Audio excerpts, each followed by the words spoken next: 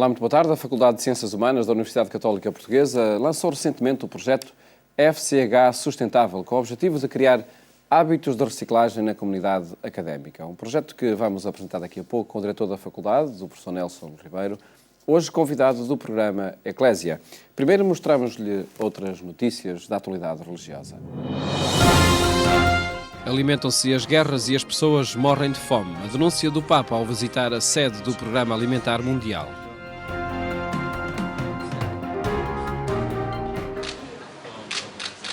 Francisco foi convidado a inaugurar a sessão anual 2016 do Conselho Executivo do Programa Alimentar Mundial. Na sede da organização, o Papa manifestou a sua indignação pela facilidade com que as armas abastecem as guerras e a burocracia que se levanta quando se trata de alimentar as pessoas. Mientras las ayudas y los planes de desarrollo se ven obstaculizados por intrincadas e incomprensibles decisiones políticas, por sesgadas visiones ideológicas o por infranqueables barreras aduaneras, las armas no.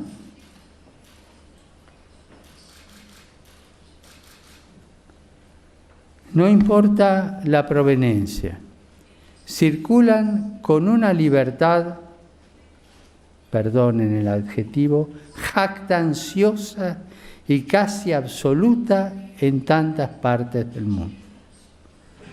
Y de este modo son las guerras las que se nutren y no las personas.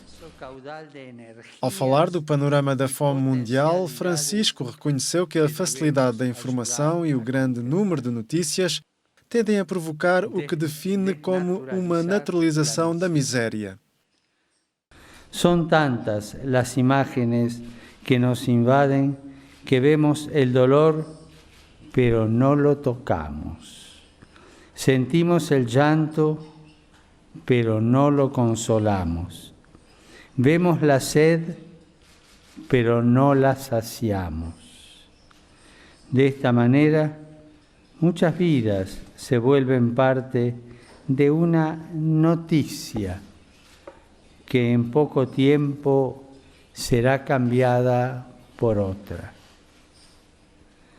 Y mientras cambian las noticias, el dolor, el hambre y la sed no cambian, permanecen. Francisco considera que esta é uma tendência que deve ser contrariada de diversas formas. Es necesario desnaturalizar la miseria y dejar de asumirla como un dato más de la realidad. ¿Por qué? Porque la miseria tiene rostro. Tiene rostro de niño, tiene rostro de familia, tiene rostro de jóvenes y ancianos. Tiene rostro en la falta de posibilidades y de trabajo de muchas personas. Tiene rostro de migraciones forzadas, casas vacías o destruídas. Ao visitar a sede do Programa Alimentar Mundial, Francisco deteve-se diante do muro da memória que recorda os membros deste organismo que perderam a vida para que não faltasse o alimento em tantas regiões do mundo. Francisco lembrou que esta é uma memória que todos devemos manter para continuar a lutar com o mesmo vigor pela meta tão ansiada da fome zero.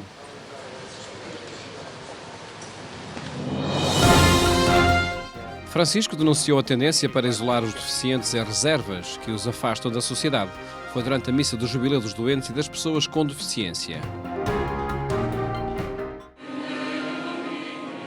É necessário aceitar a limitação para compreender o sentido da vida. Aqui reside, segundo o Papa, a forma como devemos encarar a deficiência e as limitações.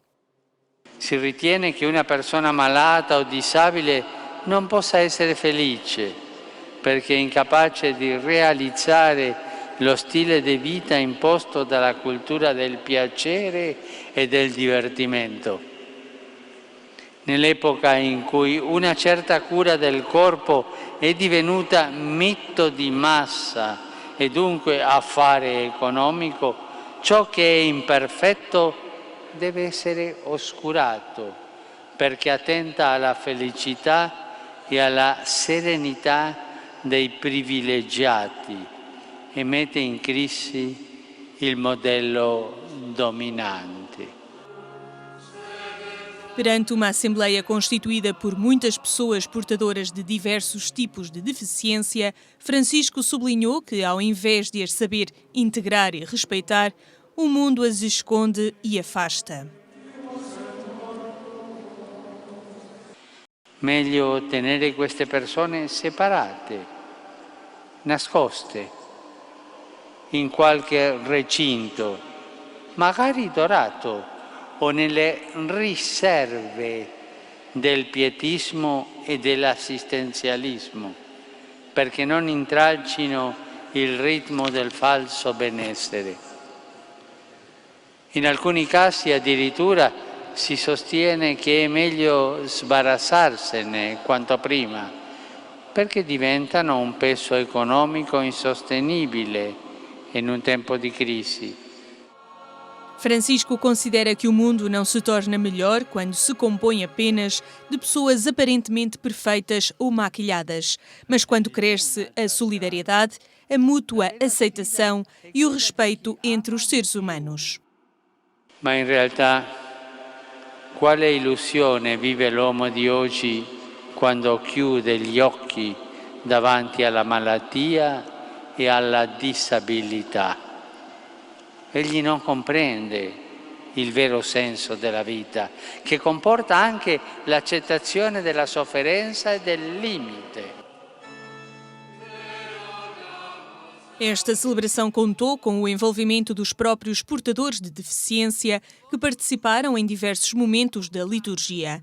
O Jubileu dos Doentes e Pessoas com Deficiência insere-se nas celebrações jubilares do Ano Santo Extraordinário da Misericórdia, convocado pelo Papa Francisco para toda a Igreja e que teve início no dia 8 de dezembro de 2015 e vai terminar no dia 20 de novembro de 2016.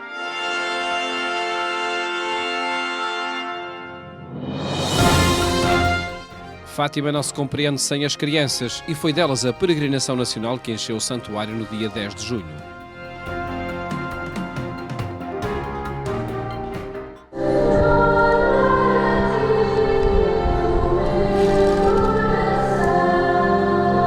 Parece o 13 de maio dos pequeninos. O recinto do Santuário de Fátima encheu para a peregrinação nacional das crianças. No dia 10 de junho, 200 mil pessoas enchiam o recinto com muitos milhares de crianças vindas de todo o país. Pedi aos avós, aos pais, aos irmãos, aos catequistas, que vos mostrem sempre a alegria de Deus. A peregrinação era presidida por Dom José Cordeiro. O bispo de Bragança Miranda reconheceu que esta experiência foi uma enorme alegria e uma grande surpresa. É também a primeira vez que participo na Peregrinação Nacional das Crianças e é sentir-me envolvido pela bênção que são as próprias crianças e com a temática que nos congregou aqui, Deus está contente. Eu também não posso estar mais contente com esta celebração, com a sua preparação, com toda a envolvência e as crianças são inseparáveis da mensagem de Fátima, porque elas são essa transparência mais visível da graça, da misericórdia, da paz. Dom José Cordeiro, que recordou a ligação inseparável entre os mais novos e a mensagem das aparições na Cova da Iria, reconheceu que tem aprendido muito com os mais novos. Com as visitas pastorais, tenho aprendido muito com as crianças e sublinho aquilo que Fernando Pessoa dizia, que o melhor do mundo são as crianças. Nós temos muito a aprender com as crianças e, sobretudo, temos muito a transmitir. Por isso também foi feito aqui um apelo aos avós, aos pais, naquilo que o Papa Francisco também não se tem cansado de dizer, que é necessário como que uma transfusão de memória dos mais idosos para os mais novos, porque só assim salvaremos a Europa, a humanidade e a Igreja. De norte a sul do país, as paróquias e os grupos da catequese organizaram-se para que o maior número de crianças pudessem viver esta experiência que desafiava os mais novos a imitarem e a rezarem aos pastorinhos. Eu rezo. E o que é que lhes pede? Para me ajudar. Ajudar no quê? A fazer muitas coisas. Coisas boas. Sim. Faz sempre coisas boas, tu? Às vezes. Minha missa, O que é que gostaste mais hoje aqui? dos seus presentes.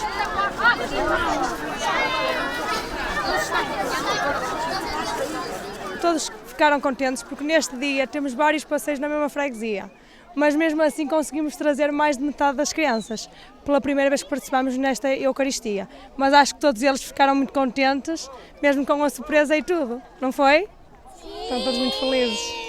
Era um grande entusiasmo dos nossos catequistas e dos paroquianos para vir cá e testemunhar esta festa das crianças. E foi espetacular, foi mesmo bonito e obrigado para a vossa organização, que foi uma festa mesmo bonita. E agradeço aos meus catequistas e todas as crianças. Ei!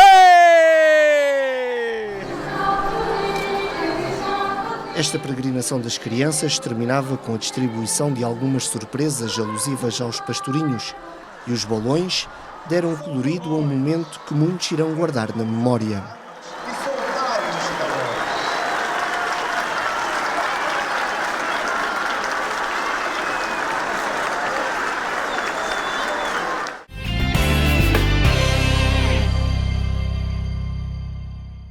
Em agência.eclesia.pt, estes e outros temas estão em atualização permanente.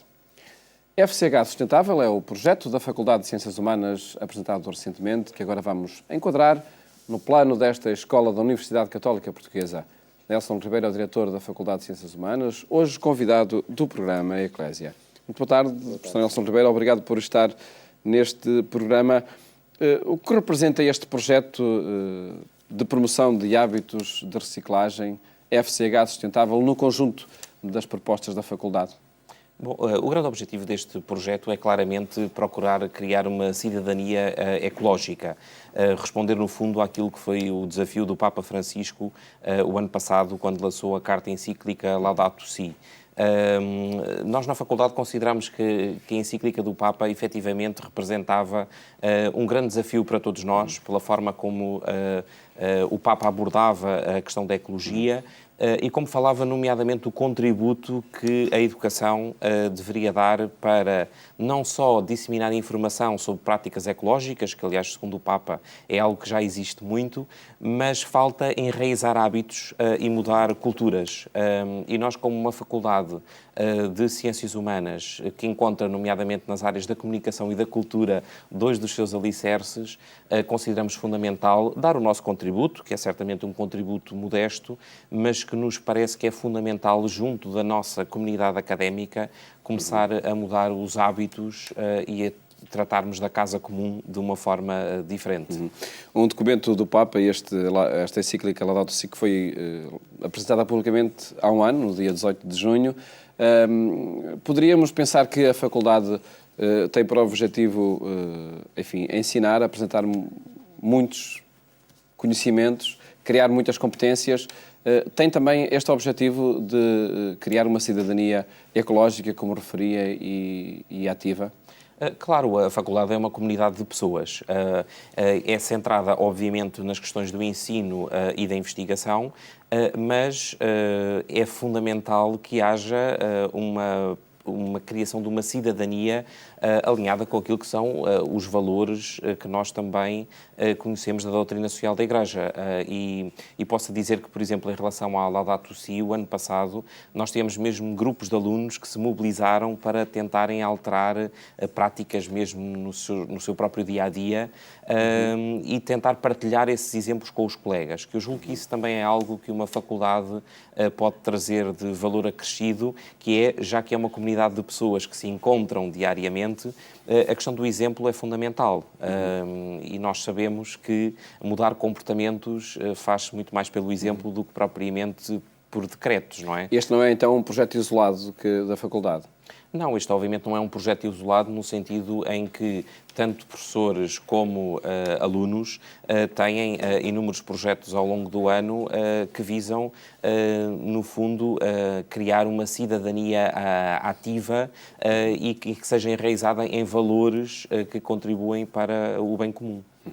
Acredito, no entanto, que a prioridade, e aliás, como referia há pouco o professor Nelson Ribeiro, a prioridade são os cursos que a faculdade proporciona. No próximo ano, quais serão as propostas, as ofertas da faculdade? Bom, a Faculdade de Ciências Humanas é uma faculdade muito interdisciplinar, algo heterogénea e, portanto, tem uma oferta formativa muito vasta, portanto, que vai desde as nossas 5 licenciaturas em Filosofia, Línguas Estrangeiras Aplicadas, Comunicação Social e Cultural, Serviço Social e Psicologia, mas que depois passa também por 14 mestrados diferentes, a maioria deles ligados a estas áreas, mas também com propostas noutras áreas, como as Ciências da Educação, os estudos asiáticos, também família, infância. Exatamente, e agora referi também a área, por exemplo, do mestrado em Ciências da Família e o mestrado em Educação de Infância. E este ano vamos oferecer 2 novos mestrados, portanto, um em Psychology and Business, porque será um mestrado lecionado em língua inglesa, e outro na área da Psicologia e de Promoção da Saúde.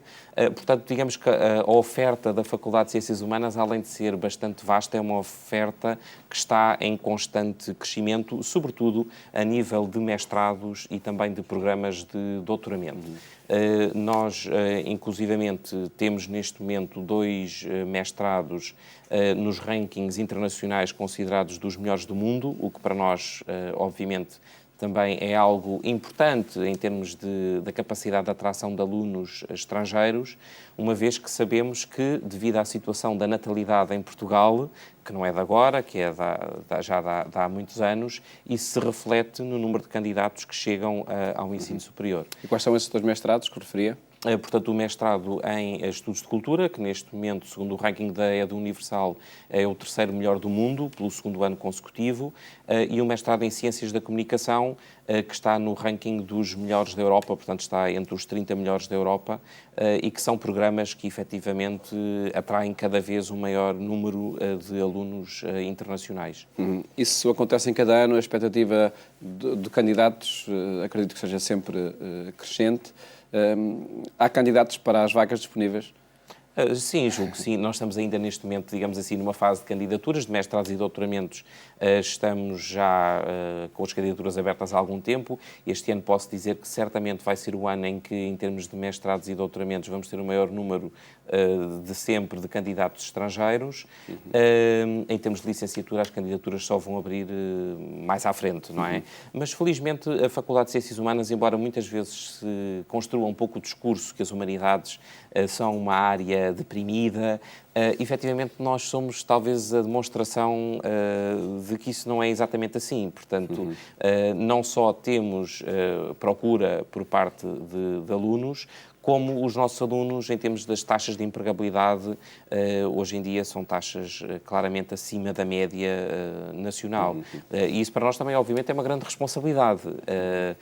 E, portanto, nós sentimos essa responsabilidade. Não é só uma questão de ranking. Não é só uma questão de rankings, e é uma responsabilidade que nós sentimos não só em melhorar cada vez mais o ensino e a investigação que fazemos, mas também, e voltando um pouco ao início da nossa conversa, também incutirmos outro tipo de valores e de valências e de competências nos nossos estudantes, que passa muito pelos valores de uma cidadania enraizada também nos valores da doutrina social da Igreja.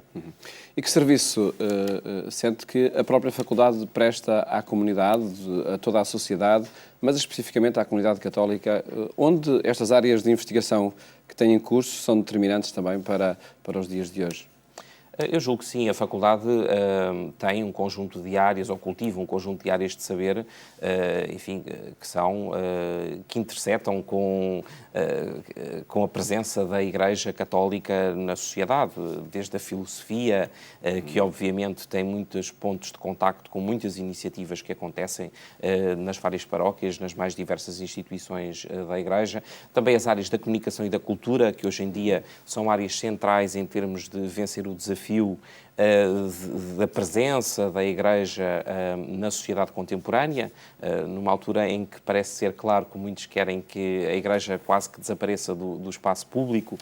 Portanto, conhecer estas dinâmicas de como comunicar, mas também simultaneamente perceber quais é que são estas evoluções da cultura contemporânea, como é que a Igreja pode e deve estar presente. Isso são áreas que eu julgo que são muito interessantes para podermos discutir, debater com muito daquilo que a Igreja vai fazendo em Portugal, mas depois também a área do serviço social. Claramente, a área do serviço social é uma área na qual a presença da Igreja não precisa aqui de explicar, não é? Portanto, é óbvia. E agora, mais recentemente, que abrimos há 4, 5 anos a área da psicologia, que também é uma área que se tem revelado muito interessante, nomeadamente no cruzamento com a área, por exemplo, das ciências da família, que é uma área que nós também cultivamos na faculdade e que é uma área que eu julgo que tem muito para dar também a uma visão diferente da sociedade e do mundo e à importância da família nos nossos tempos. Perguntava-lhe, por fim, que disponibilidade existe por parte da Faculdade para criar parcerias com instituições, nomeadamente da Igreja Católica, nos seus diferentes setores, seja da comunicação, seja da família, seja da assistência social. Bom, a disponibilidade é total, a começar porque a Faculdade de Ciências Humanas, sendo uma faculdade da Universidade Católica, faz parte da Igreja e, portanto, para nós, digamos assim, podermos partilhar e também aprender, porque há aqui um caminho que se faz em conjunto, não é? Com as mais diversas instituições da Igreja, isso para nós é extraordinariamente positivo. Temos muitas instituições que nos procuram e nós também procuramos algumas. Mais uma vez, por exemplo, o projeto FCH Sustentável, procuramos a Caritas para parceiro e para nós, obviamente, as instituições da Igreja são parceiros preferenciais e naturais. Fica esse desafio também para outras instituições da Igreja Católica, para olhar aqui para a Faculdade de Ciências Humanas da Universidade Católica como uma possível parceira. Felicidades para esse trabalho académico. O programa Eclésia Mais Logo, no programa Eclésia Mais Logo passam outras histórias, na Antena 1, pelas 22h45. Votos de boa tarde. Até amanhã, se os quiser.